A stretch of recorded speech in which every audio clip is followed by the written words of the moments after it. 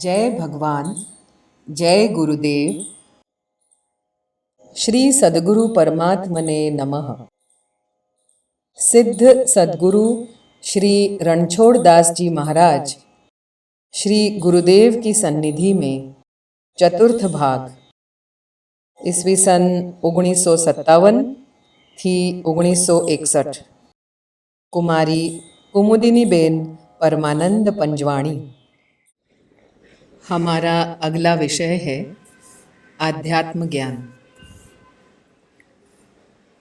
गुरुदेव के विशिष्ट निर्देश आध्यात्म ज्ञान के बारे में जो वो हमें देते हैं वो हम सुनेंगे।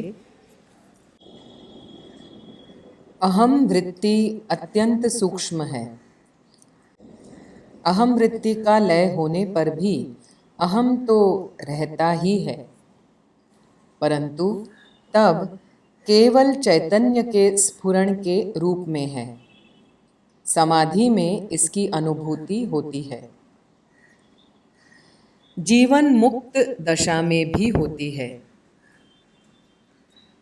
सर्व अभिमान, ममत्व, कर्तृत्व, भोक्तृत्व से मुक्त यही अहम सर्वव्यापक परम से तादात्म्य कराने वाला है।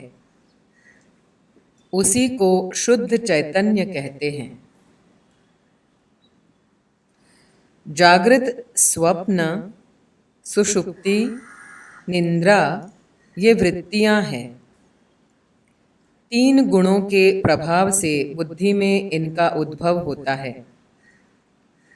सुषुप्ति में तमोगुण की प्रधानता है और तमोगुण के अंधकार में चित्त का लय होता है। प्रलय भी तमोगुण की अवस्था है। वहाँ महत्व की सुषुप्ति है। प्रकृति की साम्यावस्था प्रलय है और विषमावस्था जगत है। जागृति में ज्ञान युक्त सुषुप्ति, यहाँ लय योग। सुषुप्ति में ज्ञान युक्त योगी रहता है। स्वप्नावस्था में अहंकार और चित्त क्रियाशील रहता है। चित्त में बुद्धि व विचार शक्ति नहीं है। इसीलिए स्वप्न बड़े बेढब विचित्र भी होते हैं। पृथक पृथक संस्कार का मिलान हो जाने से विचित्र स्वप्न बन जाता है। स्वप्नावस्था में मन बुद्धि सम्मिलित नहीं होते हैं। सुषुप्ति अवस्था में मन बुद्धि चित्त सो जाते हैं। केवल अहंकार जागृत रहता है। जागृत अवस्था में बुद्धि और अहंकार जागृत रहता है। चित्त सोया हुआ रहता है। इससे ही गहरी नींद में सोए होने पर भी जब भी तुम्हारा नाम बोला जाता है तब तुम ही फौरन जवाब देते हो। आत्मा को जड़ से संलग्न करने वाली यही कड़ी अहंकार है। इसीलिए अहम निवृत्ति लक्ष्य पूर्ति के लिए अनिवार्य है। अहम निवृत्ति से ही चेतन व जड़ की ग्रंथि खुल जाती है। अहंकार अत्यंत सूक्ष्म वृत्ति का है। मन बुद्धि चित्त से अहंकार को पृथक करना भी अत्यंत कठिन है। वस्तुतः अहंकार की पृथकता केवल समाधि में ही सिद्ध हो सकती है। समाधि में ही अहंकार का लय होता है। तब समाधिस्थ के श्वास की व नाड़ी की गति भी रुक जाती है, क्योंकि अहंकार से ही ये संचालित है। अहंकार के लय होने से इनकी गति भी रुक जाती है। जीव ईश्वर का अंश है। ईश्वरीय गुण जीव में भी है, परंतु प्रज्ञा अर्थात मन के अपराध से ईश्वरीय गुण अहंकार से आवृत्त हो गए हैं। अहंकार का नाश होता है तब जीव में ईश्वरीय गुण वैभव प्राप्त होता है। अव्यक्त से परे और 5 प्रकृति के अधिष्ठाता षोडश पुरुष हैं। 5 प्रकृति ये हैं: स्वयंभू, परमेष्ठी, सूर्य, चंद्रमा और पृथ्वी। आत्मा का पूर्ण विकास षोडश कला है। इंद्रियों के साथ शरीर वाला प्राणात्मा है। इससे परे मन प्रज्ञात्मा है। मन से परे बुद्धि विज्ञानात्मा है। बुद्धि से परे अव्यक्त है। अव्यक्त से परे पुरुष है। यहाँ अव्यक्त मतलब माया। विज्ञानात्मा में सूर्य की 2 कला है, ज्ञान व कर्म।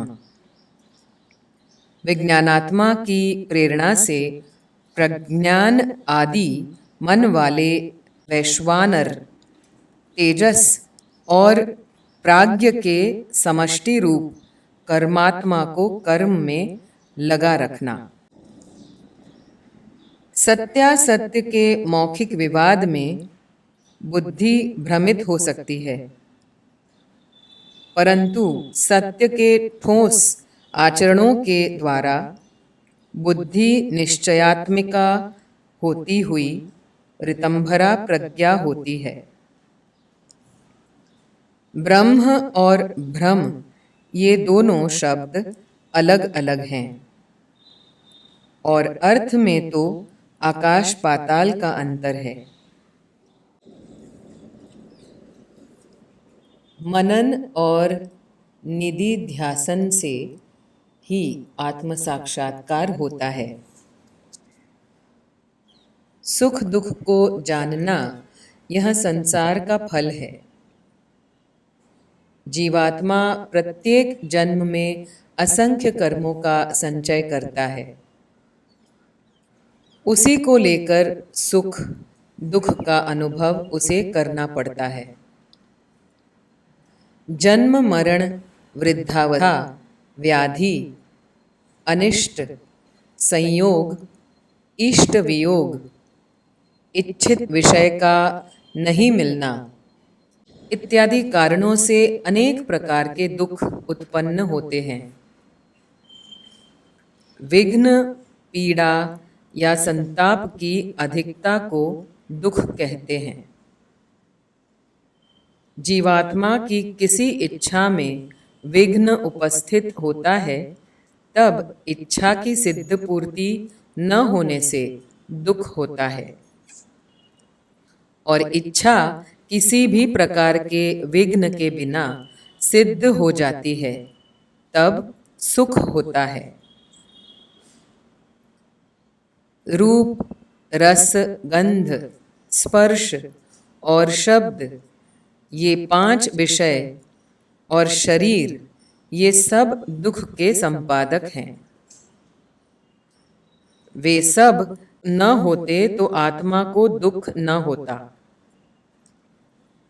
इसलिए चक्षु आदि जाना गौण दुख कहा है। किसी भी चैतन्य विशिष्ट प्राणी पदार्थ को दुख प्रतिकूल होता है। दुख के त्यागपूर्वक सुख की प्राप्ति करना यह प्राणी मात्र का कर्तव्य है। परंतु संसार में दुख अधिक मात्रा में है और सुख अति अल्प मात्रा में है। अनुकूल व इष्ट संयोग आदि का सुख दिखने में आता तो है, परंतु उसके परिणाम में भी दुख ही होता है। पंच भौतिक देह के द्वारा बिना दुख के केवल सुख ही की आशा करना मूर्खता है। इस प्रकार संसार के सुख में भी दुख समाया है। इसलिए संसार को तापक और जीव को तप्य कहा गया है। इस तापक संसार से मुक्त होना यह जीव मात्र के लिए परम पुरुषार्थ है। परंतु जीव जब तक पुण्य और पाप कर्मों का संचय करता रहता है, तब तक वह इससे मुक्त नहीं हो सकता। जब तक शुभाशुभ कर्मों का क्षय न हो जावे, तब तक हजारों बार शरीर धारण करने पर भी जीव की मुक्ति नहीं होती है। तात्पर्य कि शुभाशुभ कर्मों से जीव बंधा हुआ रहता है। इससे मुक्त होने के लिए ज्ञान भक्ति ही उपाय है। सत्कर्मों का अनुष्ठान करके पापों का नाश और चित्त शुद्धि होने पर लौकिक पदार्थों के यथार्थ तत्व को जानकर ही जीव ज्ञानी भक्त होता है। द्रव्य, गुण आदि पदार्थों के परस्पर साधर्म्य और वैधर्म का सत्य ज्ञान होना तत्वज्ञान है।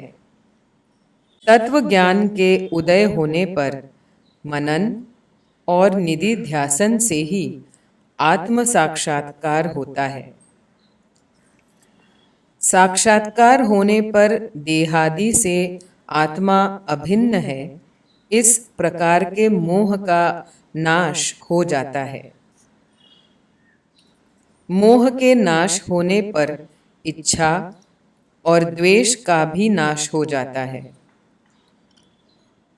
तब फिर धर्मान धर्मात्मक प्रवृत्ति का उच्छेद होकर जन्म का उच्छेद हो जाता है और तापत्रय की अत्यंत निवृत्ति हो जाती है।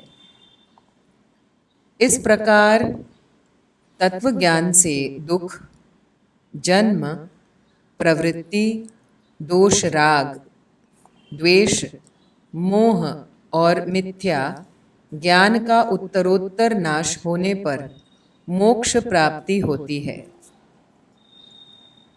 दुखद जन्मों का बिल्कुल त्याग करना और बाह्य वस्तु देह व इंद्रियादिकों के साथ आत्मा का जो अनिर्वचनीय बंधन है, उसका उच्छेद हो जाना ही मुक्ति है। देह और इंद्रियादि से विहीन आत्मा को सुख दुख स्पर्श नहीं कर सकते हैं। संसार और मुक्ति दोनों मार्ग विद्यमान है। जिसको जिस मार्ग पर जाना हो जा सकता है। चिर शांति, परम पवित्रता, दुख का नाश एवं अखंड अक्षुण्ण सुख की इच्छा है तो तत्वज्ञान द्वारा मोक्ष मार्ग के पथिक बनो। बार बार जन्म लेकर कभी सुख, कभी दुख, कभी संयोग, कभी वियोग इत्यादि चाहते हो तो संसार मार्ग का अनुसरण व अवलंब करो। जन्म, वृद्धावस्था, मरण, व्याधि आदि इस मार्ग के परिणाम रूप फल है। दोनों मार्ग में कृत कार्य होना यही धर्म का प्रयोजन है। पुण्य कर्मों के अनुष्ठान से बुद्धि की निर्मलता का व तत्व ज्ञान का उदय होता है। तत्व ज्ञान होने पर, मुक्ति होने पर मुक्ति लाभ होता है। जन्म जन्मांतर में अत्यंत सुख भोग का लाभ पाना चाहते हो तो धर्म का उपार्जन करो। धर्म का ही परिणाम सुख है, यह ध्रुव है। बुद्धि आत्मा का गुण है। भ्रमात्मिका बुद्धि को ही मोह कहा है। मोह से ही शारीरिक, वाचिक व मानसिक कर्म का आरंभ होता है। इन तीनों प्रकार के कर्म से ही धर्माधर्म की उत्पत्ति होती है और धर्माधर्म से ही सुख दुख की उत्पत्ति होती है। गुरुदेव से प्रश्न किया जाता है, प्रारब्ध कर्म की उत्पत्ति कब से? पूज्यश्री का उत्तर, अनादि से। चंदूबेन ये सब प्रश्न पूछ रही हैं पूज्यश्री से। अगला प्रश्न, ब्रह्म में से जीव भाव कब प्रारंभ हुआ? पूज्यश्री का उत्तर, ब्रह्म में जीव उत्पत्ति नहीं। यदि वह माने तो इसमें बहुत दोषों की प्राप्ति है, जैसे कि अविकारी निर्विकारी ब्रह्म में से। अगला प्रश्न, प्रारब्धानुसार ही सब चलता है, तो फिर मनुष्य का दोष या गुण का क्या स्थान? पूज्यश्री का उत्तर, भोग में प्रारब्ध, व्यवहार में पुरुषार्थ। जीव अज्ञ नहीं परंतु अभ्यज्ञ है। अगला प्रश्न, मृत्यु क्या है? पूज्यश्री का उत्तर, शरीर का वियोग। प्रश्न, मृत्यु के पश्चात जीव क्या है? पूज्यश्री कहते हैं, जीव जीव ही है।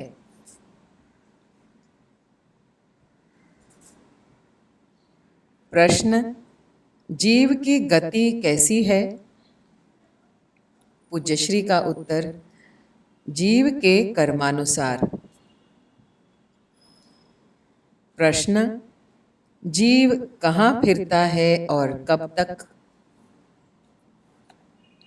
पूज्यश्री का उत्तर, कर्मानुसार सब योनियों में फिरता है और जीवन मुक्त दशा का अनुभव न करें तब तक फिरता रहता है।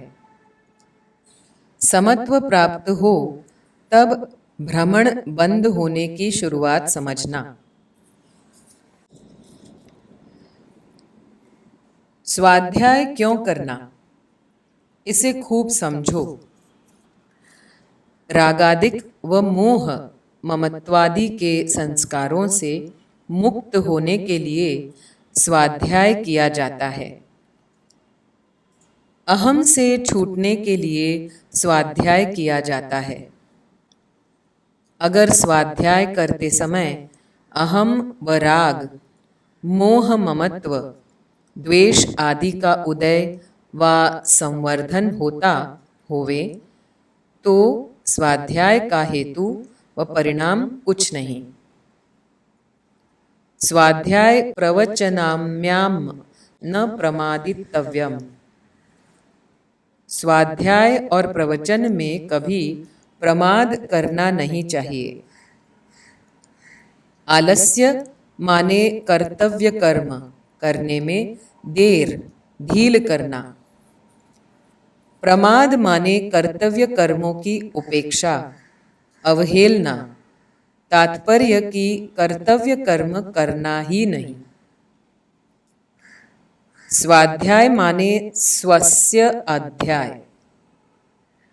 जिसमें आत्मा की ज्ञान चर्चा होवे, वह स्वाध्याय।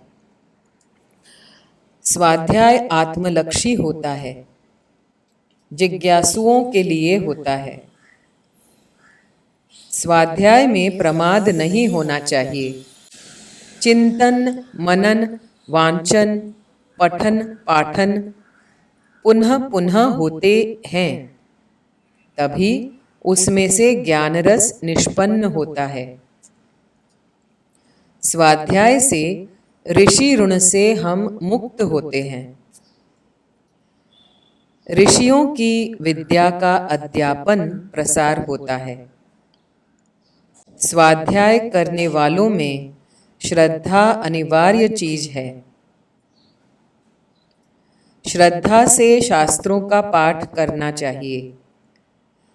ऋषियों के सत्पुरुषों के वचनों में श्रद्धा रखकर उन वचनों का स्वाध्याय करना चाहिए।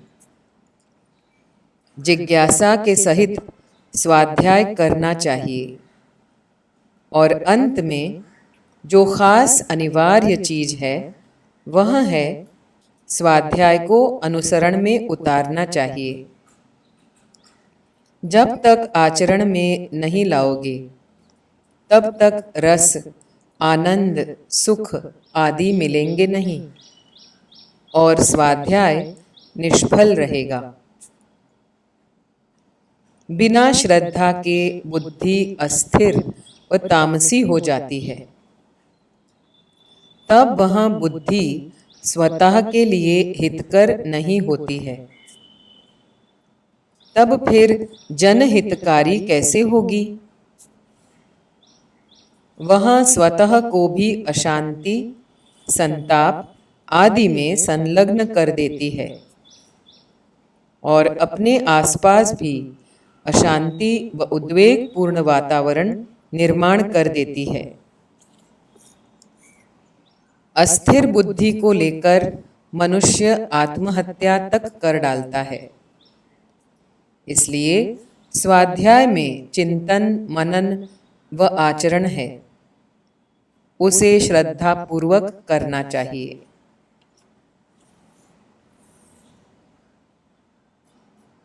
परिक्रमा प्रदक्षिणा। जिसको हम मानते हैं और जिसके प्रति प्रेम व सद्भाव प्रचुर मात्रा में है, उनको साष्टांग दंडवत प्रणाम करते हैं। फिर उसकी परिक्रमा करते हैं। दंडवत से हम निवेदन करते हैं कि हम तुम्हारे हैं, तुम्हारे प्रति प्रेम भाव रखते हैं, तुम्हारे कहे हुए आदेशों का पालन करने में हमारी रुचि, इच्छा, मति है। यह है सद्भाव। भगवान वनवास पधारते समय माता पिता की तथा कैकेयी अम्मा जी की प्रदक्षिणा करते हैं। श्री हनुमंत ललाट जी ने अशोक वन में जगत जननी के विदा लेते समय प्रदक्षिणा की है। यह प्रदक्षिणा परिक्रमा का आशय है। हमारा प्रेम भाव सुदृढ़ तथा एकनिष्ठ होवे। हमारे प्रेम भाव को लेकर ही हम उन्नत हो सकते हैं। वैर भाव की उग्रता संशय है। हम जीवन को उन्नत बनाने में प्रवृत्त होते हैं। उन्नत बनाने की जो यहाँ प्रक्रिया है, सूक्ष्म है। इसी का साधना नाम है, उपासना नाम है। जिसके प्रति प्रेम भाव है, उसी से प्रेरणा व बल प्राप्त होते हैं। परंतु हमारी दृढ़ निष्ठा होवे, तभी प्रकृति में सूर्य नारायण समस्त ग्रहमंडल के अधिष्ठाता हैं। उन्हीं के चारों ओर सारे ग्रह नक्षत्र उन्हीं की परिक्रमा लगाते रहते हैं। प्रदक्षिणा लगाने का विधान भी देखो। हमारे पूजनीय प्रेमास्पद की प्रदक्षिणा लगाते समय हम उसके साथ टकराते नहीं हैं, न उनसे इतनी दूरी पर रहते हैं कि उनको सुन या देख नहीं पावे। सूर्य की परिक्रमा लगाने वाले ग्रह नक्षत्र सूर्य से आकर्षित होकर प्रदक्षिणा लगाते हैं, परंतु अपनी निष्ठा की मर्यादा में रहते हैं। सूर्य का आकर्षण होने पर भी अपने अपने निर्णीत मार्ग पर परिक्रमा करते हैं। अगर यहाँ मर्यादा का भंग किया जावे तो विनाश होवे, परिणाम में दुख होवे। पूर्वज ऋषि महर्षि महान विज्ञानी थे, वैज्ञानिक नियमों को जानते थे। तदनुसार हितप्रद हो ऐसी वैज्ञानिक युक्ति रोज के जीवन में सम्मिलित हो जाए, इसी प्रकार से पूजा क्रम बना लिया था। श्री रामचंद्राय नमः।